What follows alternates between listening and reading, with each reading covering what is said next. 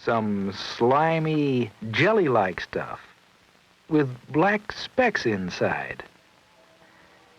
That's what Steve has found in the water this April morning. What are those little black specks? They're alive. They'll take them home to show Dad. Dad will probably know what they are. The boys have found some frog eggs. Some of them are hatching. Jimmy thinks of the tadpoles as his pets. He's picked out a large one and given it a name, Tad. One day, about a week after leaving the water, Tad has become an adult frog. Dad thinks the boys should take the frogs back to the pond, but Steve would like to keep Tad. Well, all right, the boys can keep Tad, but the rest will have to go. The boys will put them in the jar and take them back to the pond. TBTL. Guess what day it is? Guess what day it is? It's Friday. Gonna get down on Friday. Everybody's looking forward to the weekend. Your Honors, at this time, I'd like to present a compilation of general misjudgments. Half of them fear-based, half of them just stupid. If we wanted to, we could have our own business. No, I agree. If we really wanted to, we could. It's just that, do we want to do that? Do we want to have a website and a blog and be like, this is what we did today? No, it's too much work. Yeah. And too expensive. I'm not feeling too hot, so... How many hot dogs do you have for lunch? 3. Well, there's your problem. You're starving. Your body's literally eating itself. Let me see if I have any emergency dogs on my desk. I love these guys. They make funny with their mouths. All right, hello, good morning, and welcome everyone to a Friday edition of TBTL, the show that just might be too beautiful to live. Cleveland! This is for you! My name's Luke Burbank. I'm your host. In short, things are going extremely well for him. Coming to you, for the final day from beautiful Valley City, Ohio, the Liverpool Township Community Center, where we are still dealing with a lot of smoke in the skies. I'm ready to smoke the world with the rock and roll. Good deal. But luckily, we are well air-conditioned here in the classroom, thanks to our friends here at the Community Center who've been taking great care of us. And we are in good shape to bring you this final day of TBTL-a-Thon 17. Jumping for joy. Of course, we're here as part of the Valley City, Ohio Frog Jump Festival. Rabbit. The Daves are doing well. By the way, I can report all 3 Daves. We got eyes on them this morning. Dave! They are they're looking hale, they're looking hearty, they're moving around in the in their little terrarium, and I guess we'll figure out which one of them is going to actually take the big jump on Sunday. By the way, we are at episode 4,773 in a collector series. Let the fun begin. We are taking your phone calls today. Last chance to give us a call at 206-414-TBTL, 206-414-8285. Ahoy, hoy. They have figured out the source of the explosive diarrhea outbreak in America. The combustion becomes an explosion. We will tell you about that. And that also gives us the inspiration for our question of the day for the callers. If you want to call in and answer this question. When was the last time you shit your pants? Been a while? 206-414-TBTL. 206-414-8285. I did not run the question of the day by the longest-running Cobra of the program, maybe best known for his tall ships and his depictions of the tall ships and his dislike for that particular topic. He's Andrew Walsh. As Jay would say, he's got flow. And he's joining me right now. Good morning, my friend. Luke and I had a very... Good morning, Luke. Good afternoon. Luke and I had a very mature conversation before the show about TBTL. Uh-huh. It was a production meeting. We were talking about how we really liked this idea of having more specific questions to ask you guys to call in with. Yesterday, we asked you to call in with stories about people named Dave in your life. Daves in your life. That worked out really well. And I said, oh, yeah, well, what should today's question be? And you said, I already have one. I and did. I didn't follow up. When was the last time you shit your pants? I didn't follow up and say, what is it? Because I was like, oh, it'll be fun to find out on the show. And I learned a valuable lesson. From now on, we ask the follow-up questions off air. You really want people to call in? Well, I mean, it's people have those stories? I'm going to be honest with you. It's compelling. It is compelling. It's compelling. It's almost what this very show is built upon as we rolled out the TBTL Greatest Hits vinyl album last year. So, I mean, without being coarse, without being unnecessarily crass, I do think it is a story that is quite fascinating.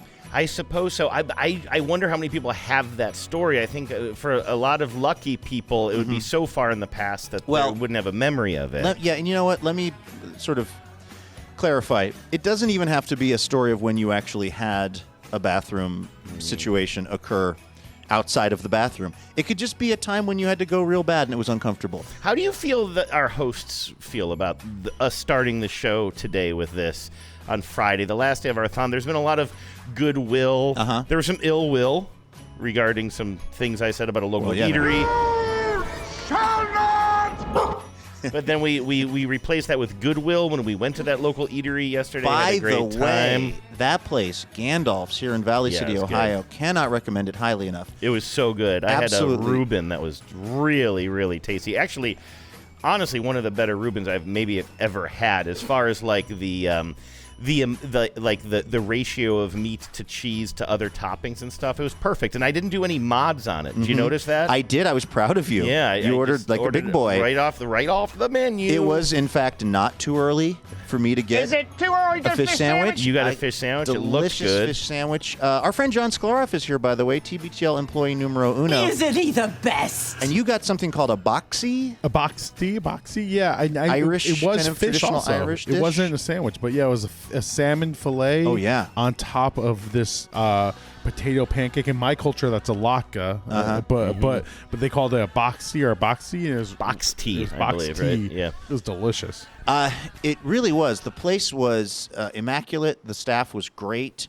They had pull tabs, which we enjoyed. We didn't enjoy any winning. I wouldn't say. I enjoyed pulling them. I didn't get the experience struck of out on the winning pull money. tabs. Do you think any of them are winners? Not the ones that I pulled. I still owe you $20 for that, by the way. I gotta stop. I gotta stop reminding. Stop remembering that. People, if you ever want to borrow money from someone, borrow from me because I forget. He is the guy, by the way, you have to borrow money from. Oh, goldfish. But the food was great. The music was awesome. The music was great. We didn't even have to touch the jukebox because what they were playing organically was so fantastic. There was Jeff Tweedy on there. There was a little Bob Dylan. There was some Grateful Dead. Whatever the algorithm was, Neil Young. It was wonderful. So just for the record, if you find yourself in Medina County, if you find yourself anywhere near Valley City, Ohio, head on over to Gandalf's. It's just a wonderful, wonderful place and named for an absolutely wonderful, very good boy dog named Gandalf, who is, we learned, no longer with us. No longer with, and by us I mean people on this planet. But there were pictures of Gandalf up, and boy, watercolor of Gandalf. I mean, the absolute goodest boy out there. So you have some regrets about your slander? Yeah, I feel bad about putting this audio drop together. I don't know. I think that's a fine tribute, honestly. It was delicious and lovely, and we appreciate them. I was wondering if there was any. We brought our friend Brian, who works here for the township and who's been taking care of us all week, and I was curious. I didn't want to ask because I didn't want to, if they weren't aware of the folks who were there eating. That is to say, us, because we were like the only people in the restaurant when we showed up. If they weren't aware that we were the guys from the podcast who may have said that their name was a little confusing. I don't think that really got back to them, did it? I don't know. They were being very nice to us. Yeah, sure, but I think maybe that's just nice. how they are to everybody. This is the Midwest. People are nice here, Luke. Oh, okay. You coastal elite. Deal with it. Yes. So 206-414-TBTL if you want to call in about. I've told this story many times on the show, but it's not a story of going to the bathroom. It's a story of having to go to the bathroom when I was doing Wait, Don't Tell Me. This makes me uncomfortable just thinking about it. Rough stuff, and luckily I somehow managed to hold it in, but it was a touch and go situation. So maybe you've got a story like that. They've traced the cyclosporiasis to iceberg lettuce in Taco Bell ingredients. Specific. So none of these cases have come from anything but dining at Taco Bell? Well, there is a specific company, I believe they're called Taylor Farms, and they provide the lettuce for Taco Bell. And we were talking about this, I think, yesterday as we were driving home, which is It's a little on the nose for it to be Taco Bell, right? Yeah, it's kind of... I'm actually kind of bummed about that because it's kind of so hacky. You right. know? It would be, let's see here. I'm looking this up. Taco Bell lettuce. It comes, I believe, from this... I think they may actually grow it in Mexico, but it's an American company. I believe it's, like I said, called Taylor Farms. I want to make sure I've got the name right, lest I slander them. Yeah, it could be. But, lettuce at Taco Bell in 5 states confirmed as source of parasite. And they're warning consumers not to eat shredded iceberg lettuce from Taco Bell restaurants in Indiana, Kentucky, Michigan, West Virginia, and wait for it, Ohio. Of course, yes. Where we are. We have not gone to any Taco Bells, though.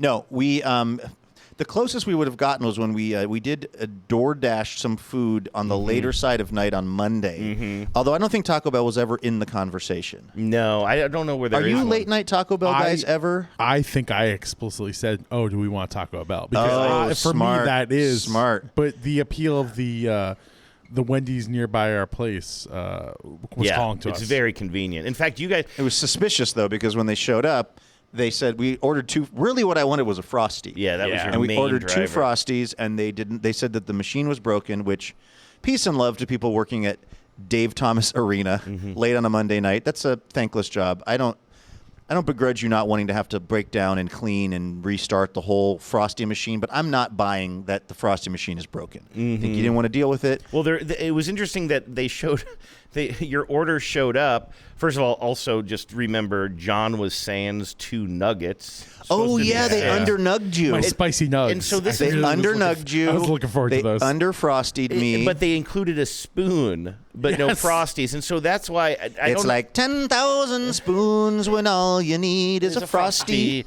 So do you guys think that the restaurants withheld, or do we trust the drivers, who, by the way, had to drive it literally 2 blocks? It was the reason that we DoorDashed was because I don't know if we would be allowed to walk through the drive-thru. I don't think so, and we weren't in a condition We literally to drive. had eyes on the Wendy's. It's one parking lot over from our Airbnb. Yeah, but you had to get it Airbnb'd, or I'm sorry, you had to get it, delivered.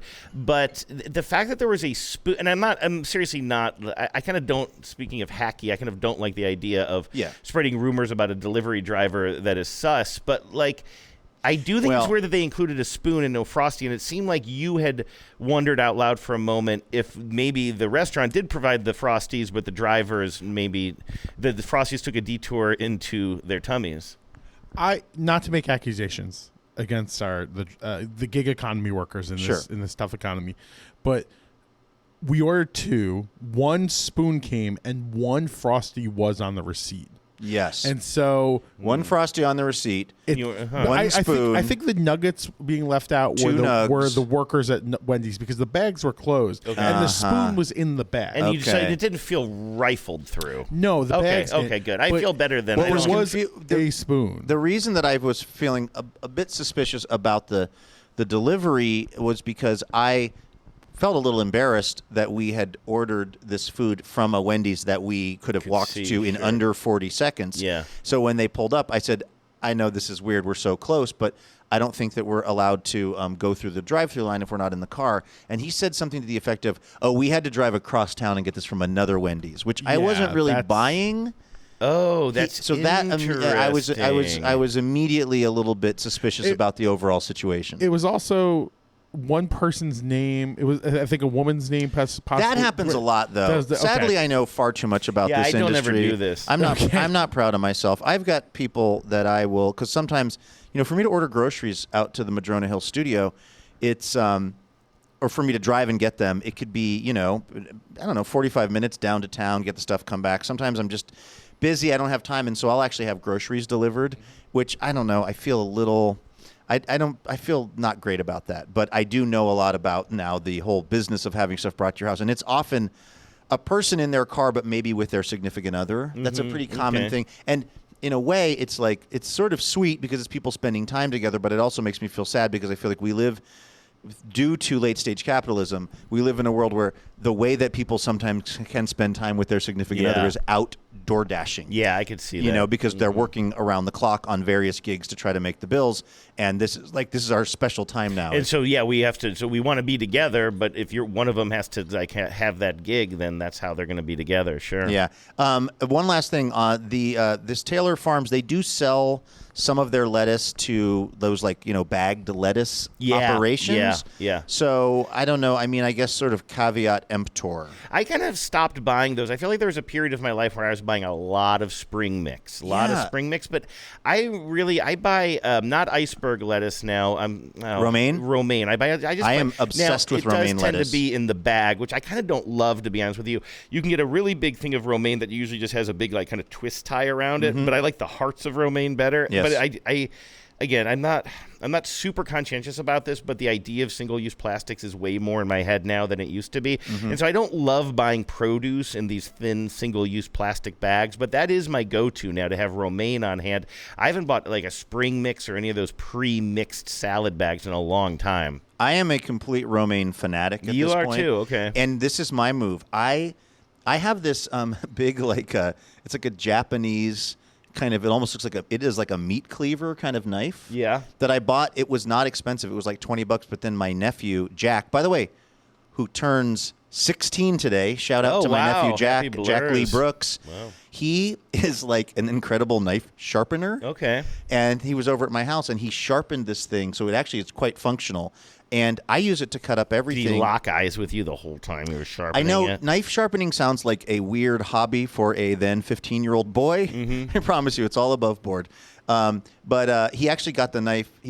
I asked him to do this because I had a sharpener that I bought that I didn't know how to use. And so he had sharpened all my knives. And then he could actually do the thing with a piece of paper where he would just hit the knife and it would slice right off. Wow. And but I love this knife now, and I use it to cut my veggies all the time because also it has a nice bit of weight to it, so it kind of does some of the work. Oh, a nice knife. And I'll cut the romaine super duper thin. That's the key. Like if I'm putting it in a salad or maybe even on a sandwich or whatever, I like to see how thinly can I chop this romaine. Interesting. Yeah, because you're cutting it down across, right? You're cutting it into ribbons, right? Yeah, I'm taking that, that big stalk or whatever you want to call it. I cut the end off, and then I'm just and then I wash. This is the thing I've been doing too. I'm washing my vegetables after I chop them. Is that when you wash yours? No, I wash them first. Although lettuce is a sticky wicket because you do wonder, am I getting down in there enough? And I think lettuce is a very important thing to wash, as we are learning in the news. Absolutely. When was the last time you shit your pants? Been a while? That beep does nothing. The beeps mean nothing. I'm a big fan of a couple things. I was gonna say pro move. I'm not a pro, Luke. What I like to do is I keep the stem on and I slice long ways. I turn it and slice it long ways. The romaine? Yeah, hear me out. So you slice it long ways twice, and then I don't like anything about this. You ribbon it, and so it's like ribbony, but also smaller pieces. How does long ways even work? You just so it's on its side. Yes. And you cut here. And spin it in here. It's just three chunks now. Oh, I see what you're doing. And then he chops it the way we chop it. I do sometimes. I the go way normal people chop. Sometimes I go once down the middle too if it's a really big leaf. It depends down where the middle. you are. Yeah, right. And then you leave the stem on. So when you're ribboning it, ribbit. I think ribbit. That's my favorite thing. That is my new favorite piece of audio. As you're ribboning it, it stays in place, and then you chop it, and then you cut the stem at the end. But then, as far as washing it, invest in a salad spinner. Yes, I have that. Yeah, this is my whole system. Salad spinner in the sink. Okay, usually I'm already pretty angry at the Mariners by this point. I've wrapped up watching Chris Hayes, and now it's time to mutter under my breath about situational hitting and how it's not happening for us. And I sit there. I've got the countertop. I chop up the veggies, and then so I let's say the stalk or the end of the romaine. I'm not going to wash that because I'm not going to eat that.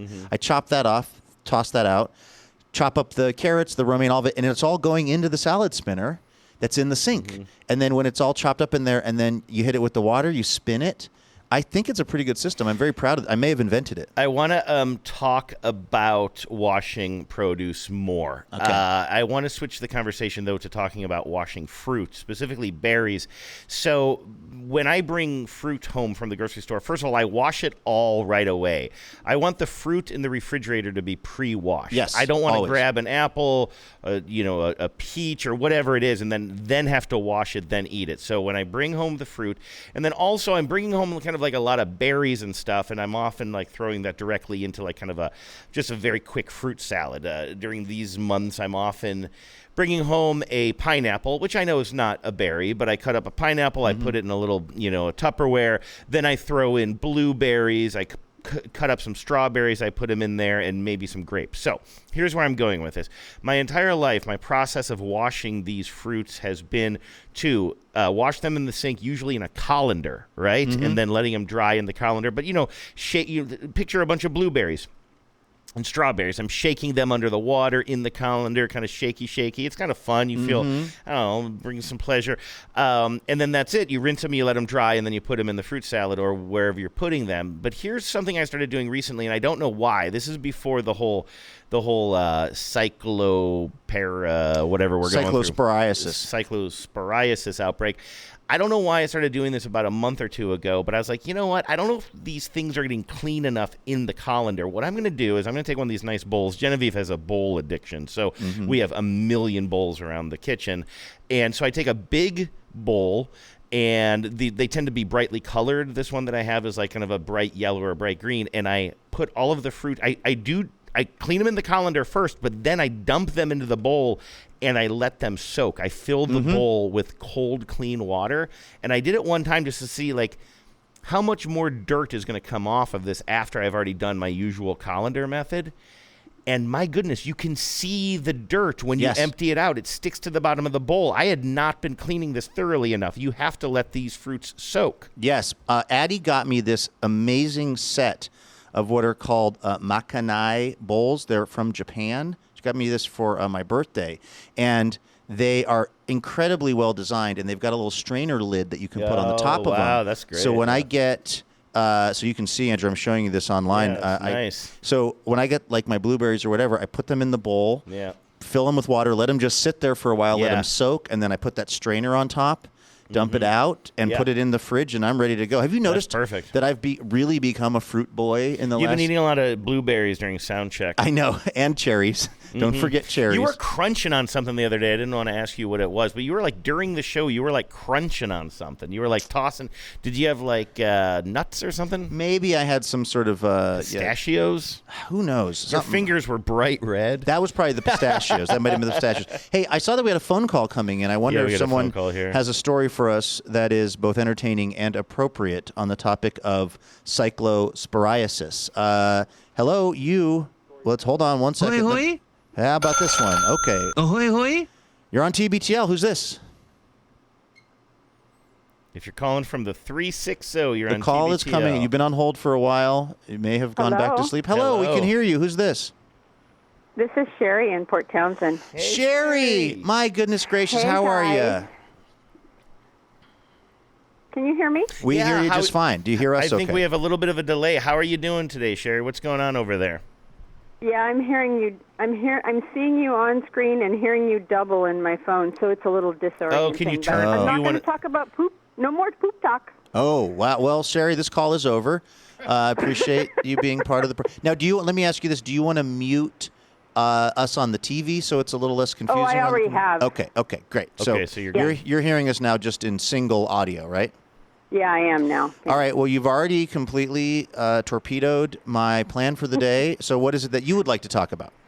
So we have, I suggested it on the chat, and I think we're in agreement. Can we talk? Can we have callers come in, call and talk about when they first connected with other tens?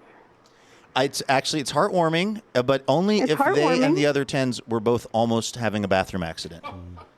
What's that? It's only if the other 10 almost had a bathroom accident. If there's stories of meeting 10s through that, absolutely. People can call in about whatever they want.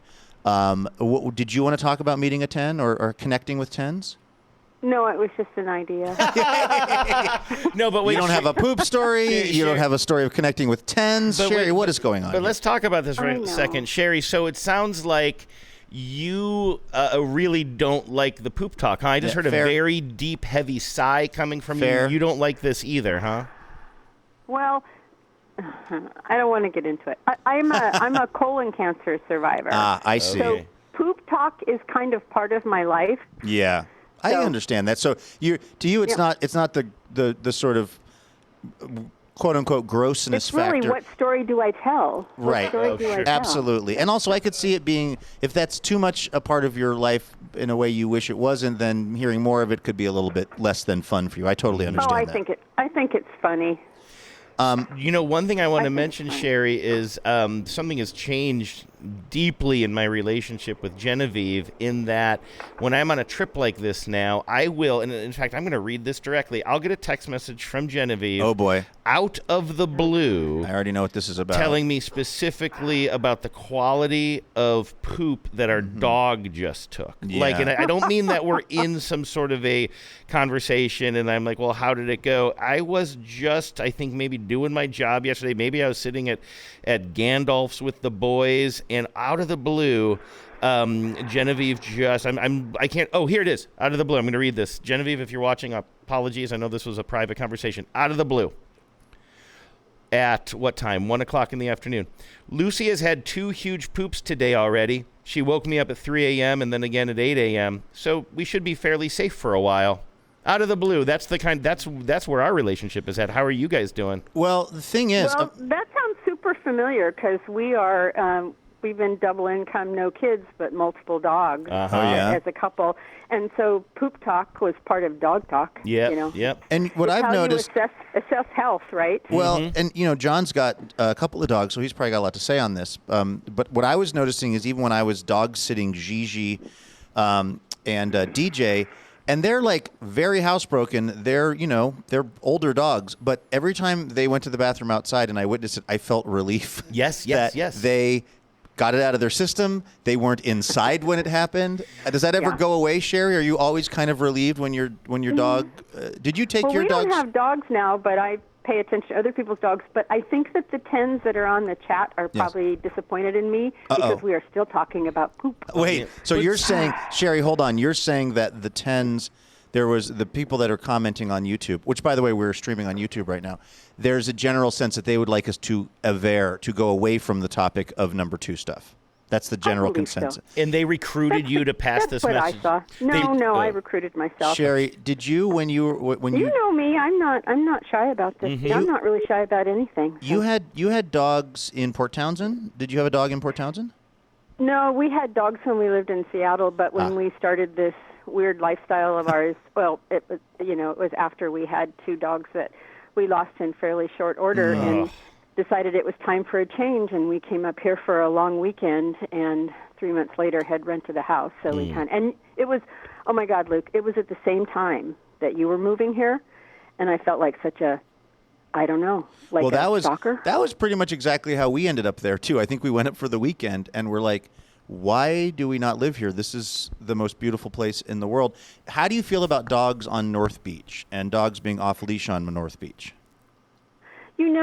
I feel like once you come around the point where the bluff is a little higher, I don't really have an issue with it, but I don't think dogs should be off leash near the parking lot because there's too many people and too many kids. Yeah. But, it's, I don't know. I think you're right about people that. People are looking for a place to run their dogs, and I don't have an issue with it because I want to meet every dog. Well, but Sherry, I can understand why people don't like it. So. I had Rudy out on that beach all the time, but more down where we were living and not over towards the parking area. But I was always stressed that people were going to be mad at me. Sherry, is there anything else that you wanted to talk about today? Share with us, bring to the table. Well, I want to put a plug in for you to bring the TBTL-a-Thon to Port Townsend. That is a really interesting idea, Sherry, and one that I have kind of been thinking about lately. I don't know if I've shared this with Jon and Andrew, but I miss Port Townsend. It's a great town. I think it's close enough to Seattle that if we did an event out there, I think folks would show up. And Oh, yeah. it's just, it's a really, really great place that I miss a lot. So, and we did a special week of programming there all those years ago from the post office, from the post of course. office. Yeah. Right. But, you know what? I stayed away from that because I really, oh, God, the temptation to go knock on your door was so great. And I'm like, you can't do that. I was not that person that did that. I know people came to your door, but I did not. That was, would have been fine, but also, thank you. I guess that was, that was sort of respectful of you. I do feel like people would occasionally slip a note under the door, although that's what I get for telling everybody where I was doing the show from. So, anyway, everything's knowable now. Everybody's location is knowable now, so there are no secrets anymore. So, and Sherry, I just want to compliment one your thing about phone line. Go ahead. I just want to compliment your phone line. By the way, this is a great phone line, and that is the most important part of calling the TBTL line is being on a great line. Thank you for that. What were you going to say before I cut you off with that ridiculousness? Well, no, I'll tell you that I'm calling from a landline. There it is. Oh, that's the key. We're Luddites. Yeah. So do you want to hear the extent of how we are Luddites? Yes. We have a landline that we use for all of our inbound and outbound calls, pretty much. We each have cell phones, of course, and Peter has a work one also. But we don't do any streaming. We don't have cable. We don't have satellite. We don't have any form of television. We do watch things on DVD that we get from the library. We were just talking about this the other day, that we save a lot of money by not paying for any streaming services. Sure. We are Luddites. Sherry, it sounds like it's a miracle that you listen to TBTL. That's what I was going to say. It's as pretty as a podcast. We are total podcast addicts. Oh, we are just, oh my God. There is not enough hours in the day for each of us to listen to all of our podcasts. So that's the one we get technology. all of our news from podcasts. We get most of our entertainment from podcasts. So, well, we are tremendously grateful to you and Peter for all your support over the years in the morale department, in the financial department, and then just being awesome department. And we appreciate you, Sherry. Yeah, thank you. Well, say hi to Ohio for me. I was born in Athens and lived there for a while. Both sides of my family are from Ohio, so nice. It's fun to see you guys there. Yeah, we'll go track them down. It's a little smoky here, but we'll go find your ancestors in. I don't know if I could find them. So. Okay. My buddy went to school. It was nice to talk to you guys. My buddy went to school in Athens at OU, and he called it Harvard on the Hawkings. I don't know if that would be entertaining to you or not, but I just wanted to end this conversation with an awkward joke. Good. Thank you, stuff. Sherry. Goodbye. Thanks, Sherry. Appreciate you. Is the Hawkings? Is that like? I think it's the Hawkings River. What if I even got that wrong? Hawkings River, Harvard on the Hawkings. It's Hocking River, I think. Harvard on the Hocking, and yeah. So he called his school that as, and saying that Ohio University is Harvard on the Hocking. I went to the first school I went to was Westchester Community College, and we called it Harvard on the Hudson. Oh, there you go. That was more ironic, though. We are here, of course. This is the final day of the TBTL-a-Thon, and it's been. Thank you for being a 10. It's been, as it always is, it's been incredibly life-affirming for us.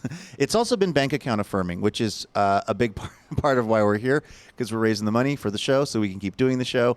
And thank you so much to everybody who has been donating and stepping up. It's just been incredible to see. A lot of folks have been, really looking to help out because of, thinking about other folks who might not be in the spot to do that this year. And just thank you to everybody. And it's so heartwarming because we just sit around, back at the Airbnb, like John will say, oh, this person just emailed in and said this about, why they like the show or why they're upping their donation or just kind of like thoughts about TBTL and what it means to people. And it is just like, again, as important as it is for us to raise the revenue, it's just like nice. First of all, it's nice to be in the same room as the two of you. Sure, That's really fun.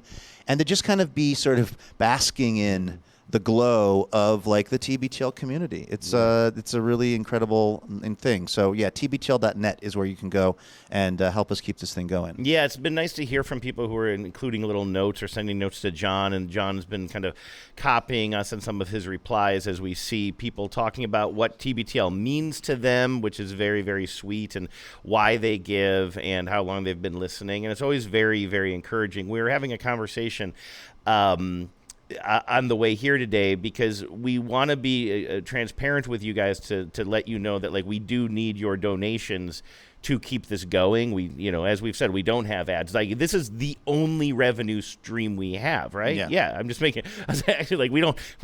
Well, you were selling burgers on the side for a while. They're TBTL branded burgers. But aside from that, we've sold 4 sweatshirts this year, so there's that. Exactly. We got that going actually, for the it. merch store, like for real, that is basically a wash for us. We don't make money off the merch. I mean, maybe a penny or two on the dollar or something. But no, this is it. This is how we do this. But also because you're so special to us as listeners, and we know you, we knew Sherry immediately. Yes. We know Sherry, right? And I know that Peter just ran the Interurban Trail the other day because I saw him on Facebook because he's eagle soaring. Sure, yeah, and I mean we could go down a list of all these people we know, people I see at the grocery store when I go there. Arlen, I see you. Arlen, not Arlene. So we don't also want to get on these microphones though and berate you into giving or make you feel guilty into giving. And I hope you kind of understand that it's hard for me to ask for things. I'm trying to get better at, like, the reason we got this desk here for the shot that we're doing this week was because I had to, like, ask for something. I'm always shy about doing that. So we appreciate you guys going to TBTL.net, donating, and also making it easy on us not to, like, twist the screws. We were talking about this in getting into the car today to come out here from the Airbnb. And each morning of the Thon, I think generally speaking, we'll have a little kind of pre-game sesh. Hey, what are we thinking about for the messaging today? Kind of where are we at with things, with the goals that we have for the show, financially, et cetera. And, if this were a public radio station and it were the last day of the Public Radio Pledge Drive, and John knows this better than anyone, there would be a whole system of kind of closing the deal and, there would be probably a special part of the binder that we would be looking at that would be helping us, get, as they say in Glengarry Glen Ross, get them to sign their name on the line that is dotted. But what we realized as we're getting in the car is, like, we actually don't really want to do that because we just know how the tens are, and we know that if you're somebody who can support the show, you probably already have, or you might be planning on doing it today, you're going to do it. Like, it's not the typical relationship with this kind of thing where it's like, we've got to get everyone, get them to sign and get them locked in and whatever. It's not like you trying to sling Field and Stream. Right, exactly. We don't have someone coming through behind us to call and get everything kind of locked in. It's more just like, we just want to say thank you. Thanks for making this happen and letting us do this all these years. And thanks for all of you for supporting us this week as well. There are some really great thank you gifts as well, which you can see at tbtl.net that we are super duper excited about. I'm excited for all of you to get the T-shirt, as you've mentioned. People are really excited about the T-shirt because it's a great design. It also, I think, it sort of predicts or confirms, you could say, that we are going to win the Frog Jump Championship on Sunday. We are in flight 17.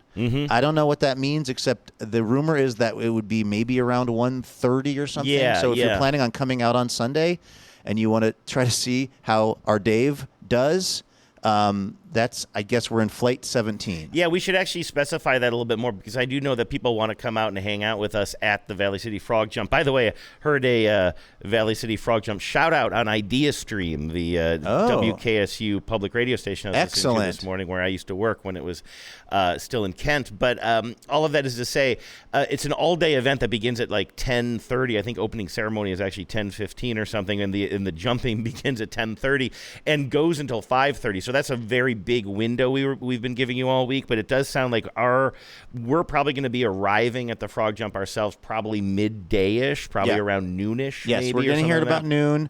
And then if you want to come hang out, we're going to have Luke, John, and I are going to have to, like, at some point maybe separate ourselves out and go behind a bush somewhere and record some podcastery for Monday's show. But you always make it sound so voyeuristic. I mean, we are the podcast that brought you this frog. Oh yeah, we're going to be doing that. Sounds like a frog who's hiding behind a bush podcasting. Exactly. So if you see the bushes all shuffling around and rattling, we're just doing some podcasting. But but we do want to. mean, basically, this is a day we're not doing a show or anything, but we just want to hang out with you guys. And again, I do believe I'll confirm this with one of the Daves this afternoon. The frogs? No, the human Daves. Oh, okay. That we are going to have, I believe, some little area, a little pavilion or something. And when we figure out where that is, I don't know, maybe we can post it on Facebook or something. Or I don't know, maybe we bring a little sign over with us or something. I don't know how we're going to indicate where the sort of TBTL hang is, but we will do our best to make it very obvious. I guess like 5,000 people or something come out to this, so it's kind of a thing. It's kind of a whole production. Absolutely. But again, thank you for all your support this week. If you've already gotten to it, or if you're going to be getting to it later today, or even this weekend. People can still log on this weekend, right, John? And they'll be in the system, and they'll be getting their thank you gifts. Absolutely, yeah. We'll keep the donation page up for a little bit longer, and if you want to make your gift and get your set of cards or your T-shirt, wherever you may be interested in getting, you can definitely go to tbtl.net/donate, and that'll be available for certainly a few days. But this is the final day, really. So. Again, like building on what you guys are saying, we don't want anyone to feel pressured or obligated or forced into it. But if you were planning to make a donation, you give once a year anyway, you are planning to do it again, like this is the day to do it. Just get it out of the way and thank you. If you're watching this, if you're watching us live on YouTube right now and you're on the fence about donating, I don't know if you can do this on your phone screen or on your laptop, just enlarge, enhance, and look at the face of a 5th grade Andrew Walsh. Oh, yeah. Right. Running for vice president of Liverpool Elementary School. And just look at that face and think, like, do I want to support that adorable, cherubic little face? The answer is yes. Of course you do. Think about that boy. He didn't win the election in 1987. He never got to be vice president. This is his chance. Let him touch those things. Let me touch those things. Can I get in the words of Paul Giamatti, I could really use a win here. He could. Please give him that win today, my friends at TBTL.net. Hello and welcome to Top Story. All right, I actually have another topic people can call in on since nobody took the bait on number 2 talk. It's 206-414-TBTL. This is the topic. Should we stay on daylight saving time? This is big news this week, something called the Sunshine Protection Act, which has been kicking around Congress for many, many years. It passed the House at some point, but then not the Senate. Now, this week it's actually passed the Senate. It's yet to go to the House. And what it would do is it would leave all of us on what we're on right now, which is daylight saving time. And it seems to me, being from the Pacific Northwest and somebody who really doesn't enjoy it when it gets dark at 4 in the afternoon during the wintertime, that it's kind of a no-brainer. But there were like Pramila Jayapal and Adam Smith, and I'm forgetting a couple of other folks from Washington State actually are in opposition to this. And based on safety, you said? So there are 2 schools of thought on this. The one school of thought is that by staying in daylight saving time, you are going to extend the period of darkness in the morning. It is going to be dark until it's not going to get light until 9 a.m. some of the time. Okay. And that's maybe less safe for people in the morning, particularly kids going to the school bus. It's going to be dark outside. Oh, that is true. The kids' days are shifted, yeah. And also some people say that it's actually not our circadian rhythm, that our circadian rhythm is attached to the sun, the setting of the sun, the rising of the sun. And when we do daylight saving time, we're kind of messing with nature. We're kind of trying to sort of reorient our day around there being more light. Now, what that also means, it will get light later in the morning, which nobody likes. I don't know anyone who likes getting up when it's dark. There is something, at least for me, that tells me this is not how it's supposed to be. But on the other hand, it also means it will not get dark at 4, which also seems to me to be kids are maybe taking the bus home or milling about outside the school. I don't know why the 8 a.m. darkness is more dangerous than the 4 p.m. darkness. Was it my understanding when I was younger and I was learning about this? Isn't it? It was for farmers, right? So families working the fields and stuff. And does that? I mean, I guess we have better lighting, luminary technology these days. So is it not as necessary for them as or do we just not care about them as much? One of the articles that I was reading about this the other day said that they actually did this. This has actually been done in America before. I forget exactly when it was. Really? But it went from being a very popular idea. Maybe somebody can Google this as I'm talking and then call in about it. they did this, and it actually ended up really dropping in popularity after they did it. Like, so there was some period of time where we weren't leaving daylight saving time, and I remember from the article they said that even maybe they were saying the farmers were also not fans for whatever reason. Staying in daylight saving time, which is allegedly for the farmers, was actually not popular with farmers for some reason. And I don't know why. Somebody in the comments said 1973 they tried it. It looks like.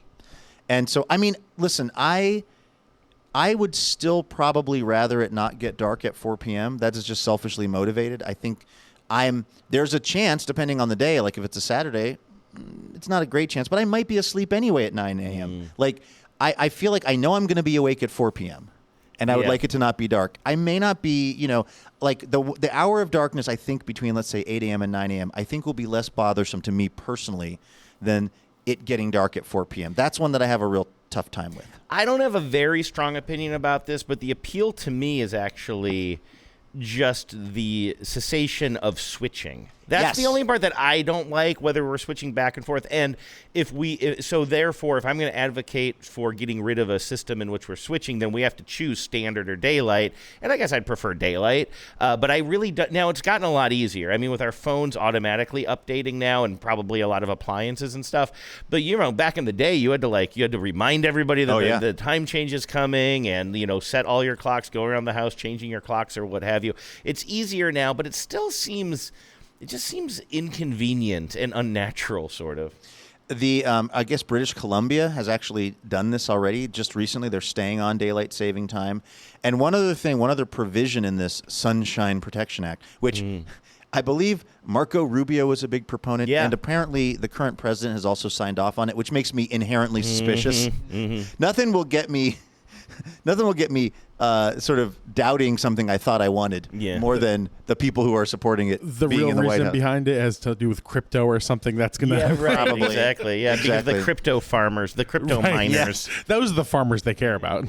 But yeah, I think I'm inclined. Oh, the one thing about this current bill is it allows states that don't want to stay in daylight saving time to opt out, which also seems kind of messy. No. We all got to get on the same page with this. I don't like this. I mean, I'm not going to say I don't like the states, but I don't like the fact that, like, some states do. Isn't there a state that half of it changes and half of it doesn't? Am I just spreading slander here? No, I think that's like Arizona, right? And is that the Arizona one? And Indiana does something with. But that might be more time zones. Indiana does something goofy. I feel like we need to get on the same page. The amount of time that we lost in the 80s saying like 8/7 Central or whatever that was. Like I remember TV always saying, the show that was coming up and it'd be on at like 7/8 Central or whatever. Like the people in the Central Time Zone had never experienced the fact that they're an hour, off from everybody else. And it also, I know this has come up before, but then also why did they only mention Central and not Mountain and West? But I guess that's because the schedule actually shifted for them. Like they held SNL, even though it was supposed to be a live broadcast, they air that at, what does it start? 11:30 p.m. West Coast time. So it's not even live for us, right? And also, definitely it's not live for us. John, in Minneapolis, in the Twin Cities, what time are you guys on roughly the same latitude that Seattle is? So are you guys also getting it? Is it dark super early there in the wintertime? Yeah, we're pretty far north. We are, but I don't know exactly the latitude with Seattle, but it's close. Like, what do you prefer? Do you prefer it being dark in the morning or dark in the afternoon? I guess because I work from home, and we don't have kids, so like that kind of stuff's not a concern. I think I prefer to be lighter at night because like.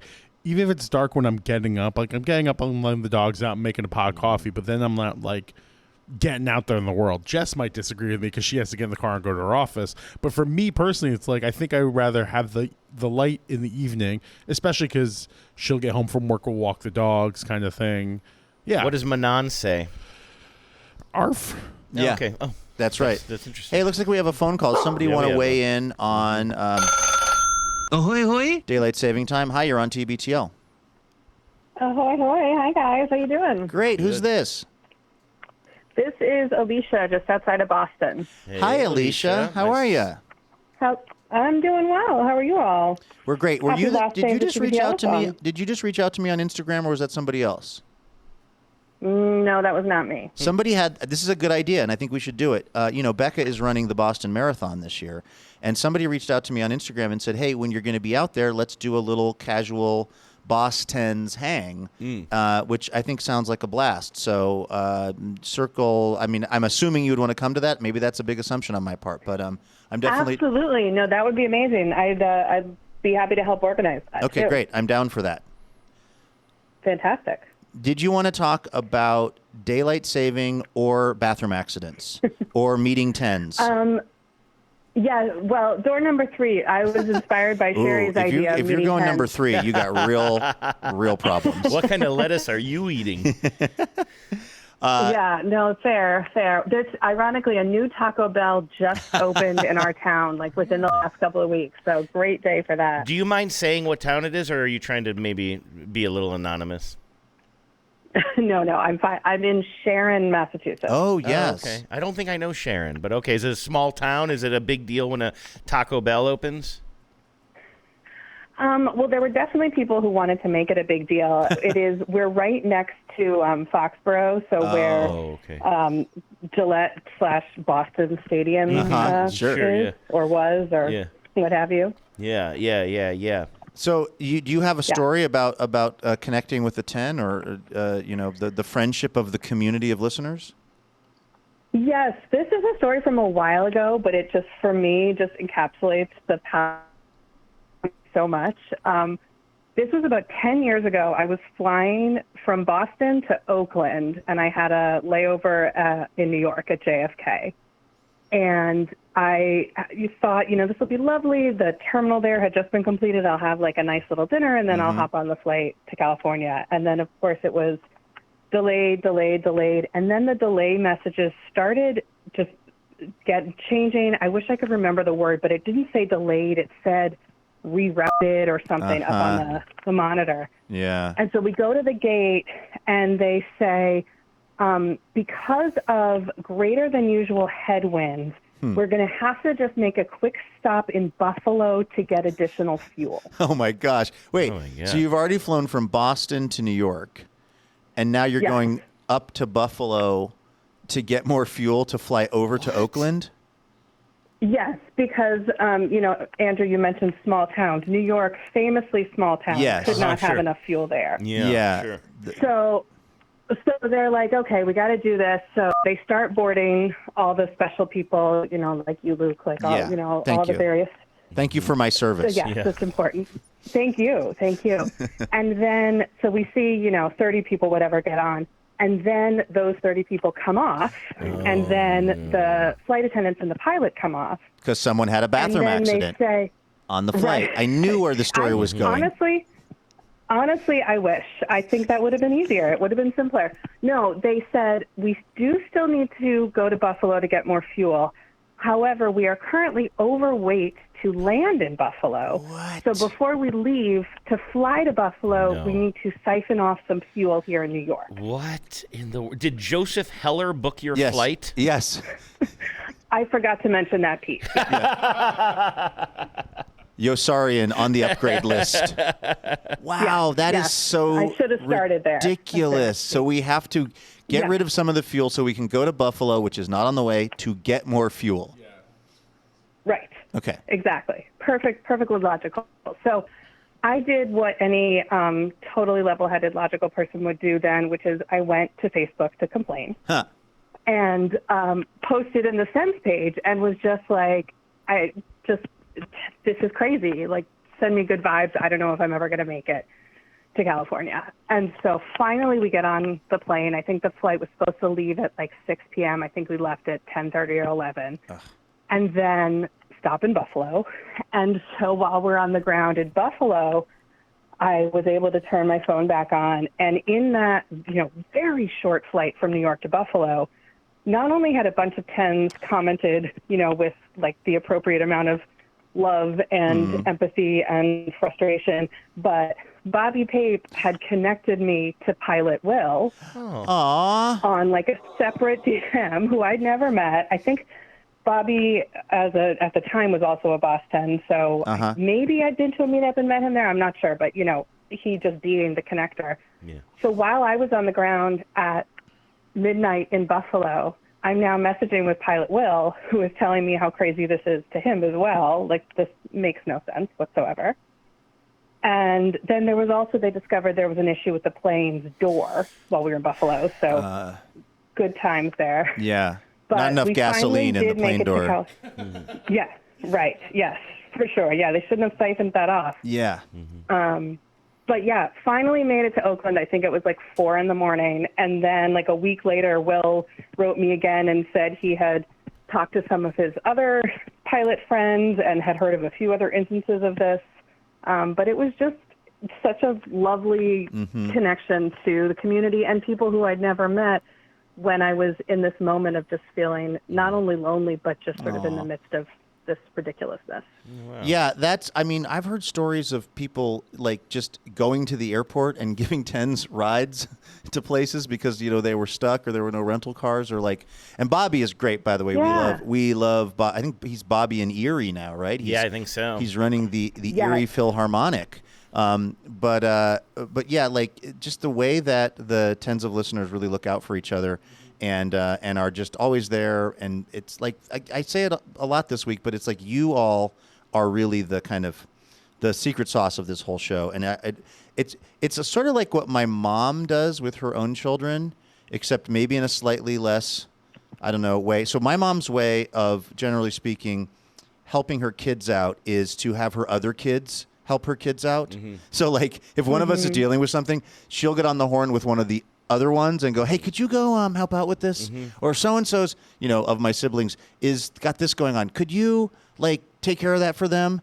That's like us with the tens. We're not that helpful, but you all are so helpful with each other that it feels, like we're kind of helping. Yeah, that's why you have so many kids, I guess. Yes, definitely, and and that's why you guys brought on Jon too, right? Yeah, exactly. Yes, my large adult. These son. are my daddies. Yes, exactly. Well, thank you for sharing that story with us, and I'm glad you made it to Oakland in one piece. So it just turned into a red eye, apparently, right? Eventually. Exactly. Yes, and whatever plans I had for the next day did not happen as planned. But it's all right. I'm glad that it was able to all worked out to draw you and Bobby and Pilot Will closer together. So, hey, thanks for calling in and thanks for being part of TBTL. And I'll see you in the Boston area when it's time for the marathon. Okay. Fantastic. I can't wait. Thanks, guys. Bye, Alicia. All right. We've actually got. You know what? We can play this little sound effect. I brought these all the way out from Southern Washington. I might as well get some use out of them. Glad yours arrived. Every week. I hope we still haven't figured out if we're going to try to get a refund on that. It's not from a female. Speaking of the tens and donations and emails and things, Jon had sent over a couple of emails from the tens that were kind of sweet, kind of notable this week related to the Thon. Let's see here, and comments. Oh, this is from, it's okay if I use folks' name, maybe just their first name. Is that okay? Yeah, it's certainly first names. I'm guessing that if somebody emailed us, they had a sense that, we might share this with people. This is from listener Madeline, who says, I've been listening to TBTL since day one. Whoa. I was 10 years old, and I would look forward to going to bed each night to listen on my clock radio. Oh, my God. Madeline, same. I was a clock radio kid. I was obsessed with listening to the radio. I would get so excited to I was listening to the weirdest stuff, Larry King Live or Sally Jesse Raphael or TalkNet with Bruce Williams. And then later on Loveline, I really loved, I was a grown-up by then. But I'm now 28, and I recently badly broke my leg trying to be young and adventurous. Sorry, Madeline. I wasn't able to walk for months, and I was stuck at home in my walk-up apartment. I'm so grateful TBTL was there to keep me company. What you do is so important. Madeline, thank you for listening to this since day one. That's wild. Yeah. And 10 years old, tuning into Cairo Radio. I wonder if that was, if Madeline's folks just had it on in the house, or Madeline was just kind of a precocious 10-year-old. And now, where is it? Present tense broken leg, or is that what it says? It or says, was? Are we on the heel? See, Are we on the mend? I'm 28 now and recently badly broke my leg. Okay, so recent sounds recent. Hope you're getting on the other side of that. Yeah, Madeline, thanks for checking in. Thanks for being here since day one. Jared said, special shout out to the love of my life, who has been a 10 of yours for years. I adopted the Ten Hood a year ago, and I regret not listening to her about this amazing show in years past. Love you, Bree. That's very sweet. Bree has been listening to the show and was telling Jared about it, and Jared has, let's be honest, as we men so often are, he was just being kind of bullheaded about the whole situation, and now Jared is listening and loves the show, which is nice to hear. That's, I mean, starting to listen in the last year makes Jared a very, oh my gosh, like a preemie, just a zygote. Like can barely see the world, can barely make out colors. That's right. Be careful with his head. At what point does Ten Hood start? Is it at? Let's not do this. No, we're not. Yep. That was one of those ones that right when we started, it was like, what's the logical extension of this conversation, and how do we pull it back? Oh my goodness. Let's see. Scott said, I'm watching the show at work at the pot shop. Oh, nice. Scott, if you have any recommendations on the kind of pot I should get into, I'm all ears. I've been really meaning to explore a relationship with like a healthy amount, a small amount of marijuana. I've never really done it. I feel like it's probably healthier than let's say ethanol.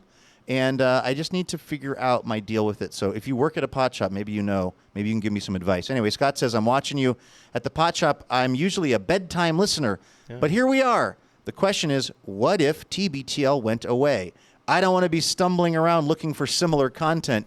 You guys and Jen have been a great sidebar to my life for 15 plus years, and I love you guys. Take my money today, and I will be here to donate next year also. Good luck jumping, #FrogLife. I love it. We use a system called Donor Box.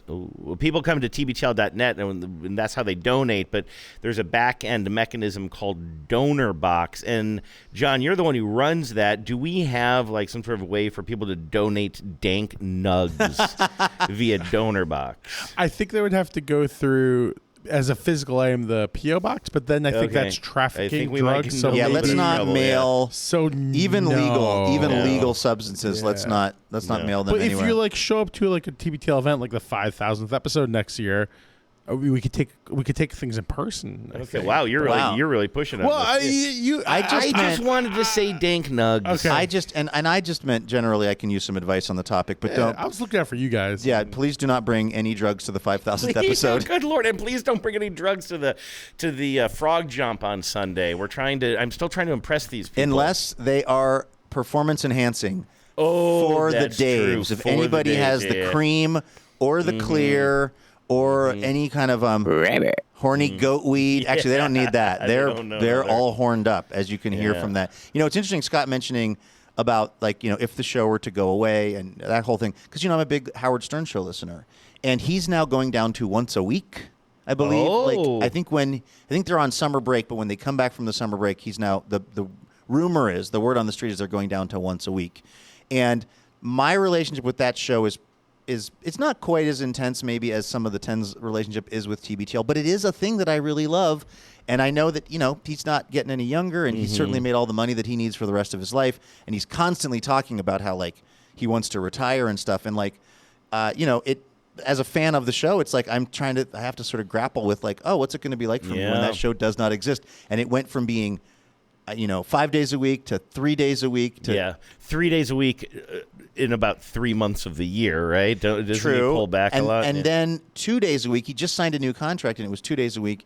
And now, again, the rumor is in the New York Post, who doesn't like him because he aligned himself with Kamala, that he's going down to 1 day a week. And all that is to say, we're going to stay at 5 days a week for the foreseeable future because we like doing this, and you all have been nice enough to support it all these years. So, Scott, you don't have to worry about us. But, we're going to be doing this for a long time. I'm sorry, I'm going to start a sentence, and I don't have a good answer for it. I'm trying to figure out what the New York Post's headline would be. Stern burns his listeners. It's not really good because they have the creative headlines, right? And so they do. That's all. I have such a complicated relationship with that newspaper. Yeah. I would say it's in the top 4 papers I read every day, and I actively hate it. What about Howie Wowie? Stern goes down to 1 day a week. Maybe, although Wowie seems seems like more like a Maureen Dowd headline. Yeah, okay. I sit there and I hate read the New York Post. I get so many. They just said, Howard's End. There we go. Hey, I'm sorry to interrupt you. That's good. Ding. That's good. Okay. That's Howard's End. We got it. That's assuming. I think that's a great headline. That's assuming that anyone who reads the New York Post is familiar with the film Howard's End. Can I mention that because I'm guessing that I don't know if we have any. Do we have any more callers on the line? We don't have anybody on the line right now. I'm feeling very, very wistful today as we wrap this up because I was saying to my parents when we were visiting them the other day, coming back to Valley City and coming back to specifically be inside the school was a dream of mine for a long time. Like, this school is where I grew up, and I have such specific memories inside these walls. And sometimes when I'd come visit my folks, we would just kind of, kill some time, drive around Valley City, see the old sites. And we would drive around the parking lot here, and we'd say, well, there's the old school. But I was like, well, I'll never go inside it again. It's not a school anymore. And I assumed it was very different inside here. I didn't know that, like, so much of the structure around us has actually been preserved.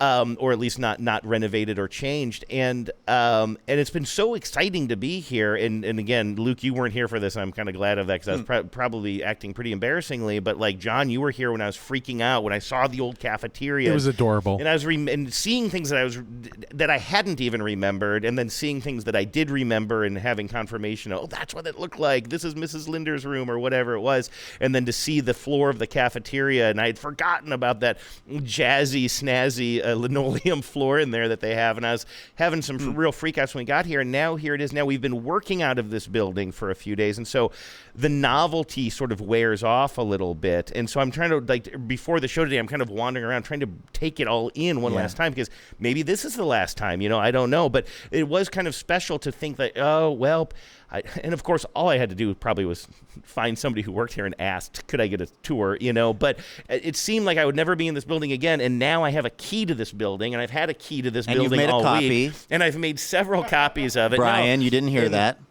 No, of course I didn't, and it's also an electronic fob. I don't even know if you can do that, but if anybody knows how to dupe these things. No, of course I don't want to do that, but it's just kind of like, oh, wow, yeah, I thought I'd never be here again, but now here I am with a key. We could, come and go as we please. Everybody here has been so nice and special, but I'm trying to, like, just drink up the nostalgia one last time. You know what I mean? I kind of don't have a word for what...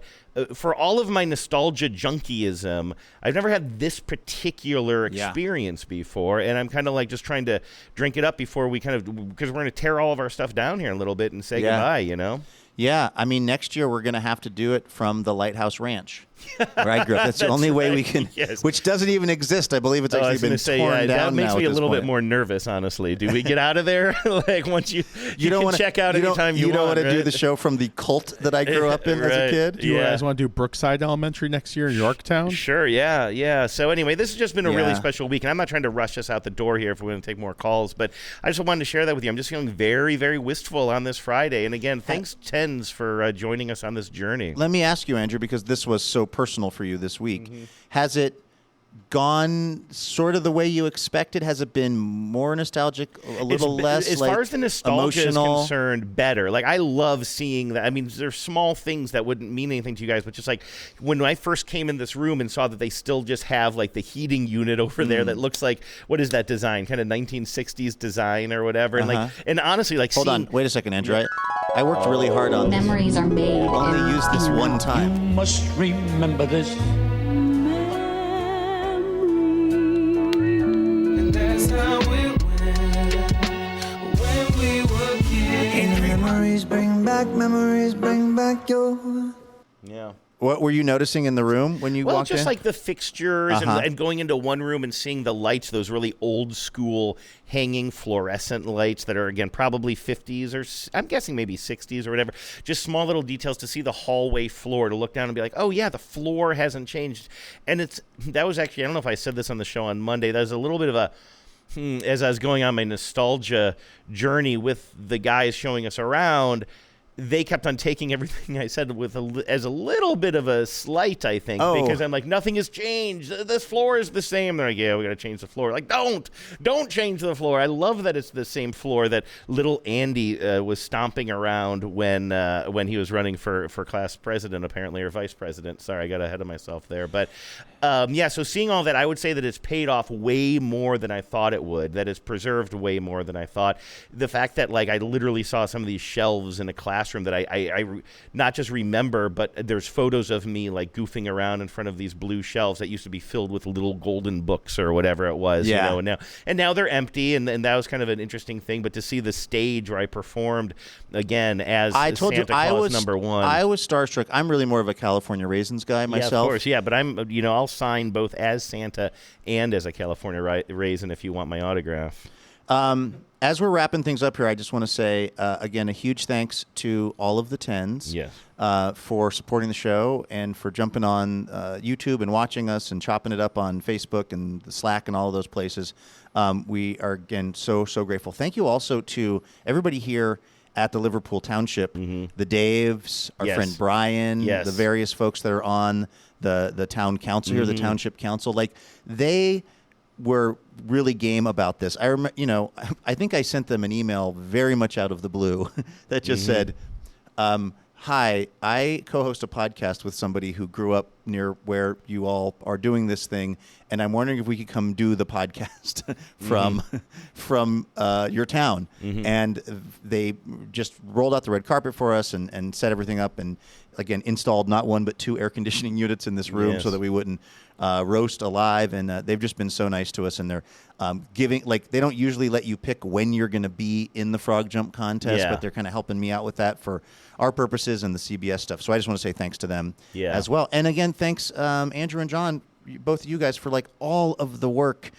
I mean, I think it was the frogs who said it the best when they hacked into my account the other day and sent out an email. Yeah, sure. It's like the amount of work that you're both doing in the lead up to the show and then in the posting of the show and the managing all of the donations and different questions and stuff, while I'm generally looking at TikTok is honestly, it's unprofessional of me. So I'm gonna step my game up. But thanks to both of you for all of like getting here Sunday, lugging this incredibly heavy desk when there was no air conditioning going on.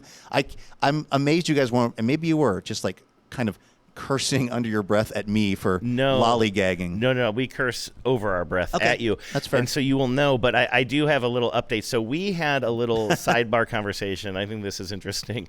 So this desk that you're sitting behind, this is like one of the teachers' desks that was here when I was so a heavy student. looking. This desk that I'm sitting behind, the student desk, I remember this, and also the older one that John has. Like, I remember these very, very well. I spent many hours when I talk about stories of like playing 7-Up or just having to put our heads on our desk because our class was being rambunctious. I can still smell the cleaning solution that used to be on this desk, you know what I mean, with my nose pressed to it. And so that's been fun. But the thing is, these were in a different room, including this teacher's desk. Now, this teacher's desk is heavy. A metric ton. It is so heavy. And John and I took this from a storage room down the hall. It's the last door in the hall. We carried it.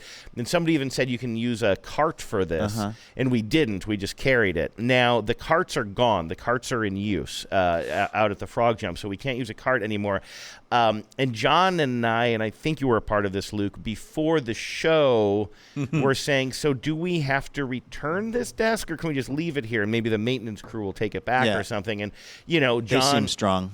I'm all for this. John, you said, well, we should at least try. If the door is unlocked, we should do it. We should leave things how we found it.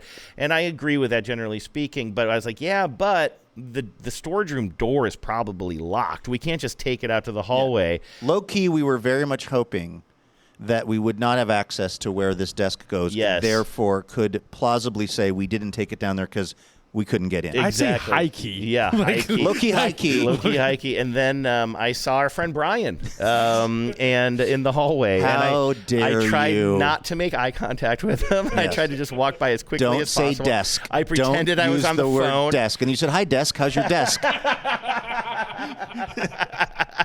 I was on my phone. I was yelling, buy, sell. I was trying to look busy. No. But he was unlocking the door and said, okay, don't forget to take, this is where the desk goes. And I said, well, what about one of those carts? He's like, those are gone now. So, Luke, all of this I blame Gandalf's. All of this is to say, this is your opportunity to make it up to us. Yes. You I like this. have a date with this desk. I have a date with Deskiny. And show title. All right, we got there finally. Very good. I am. I am not looking forward to moving this thing, but it's the very least I can do since you guys put so much work into getting this all set up. So, again, thanks to both of you. Thanks to everybody out there in podcast land for listening to this and spending this week with us. We really appreciate it. Thanks. Shout out to Bob and Joyce for feeding us Lakewood's finest pizza. I finished that pizza at around 2:30 in the morning last night. It was great. Nice. It was exactly what I needed. We're going to be back here on Monday with more Imaginary Radio for all of you. We'll let you know how the frog jump went. That's right. It's going to be a special new episode that we're going to actually record it on Sunday throughout the kind of lead up and then the actual frog jumping that we're going to do with our Dave. So please do join us for that. In the meantime, have a great rest of your Friday. Have an amazing weekend. Stay safe. Take care of yourselves. Don't breathe in too much smoky air. And please remember, no mountain too tall. And good luck to all. Rabbit.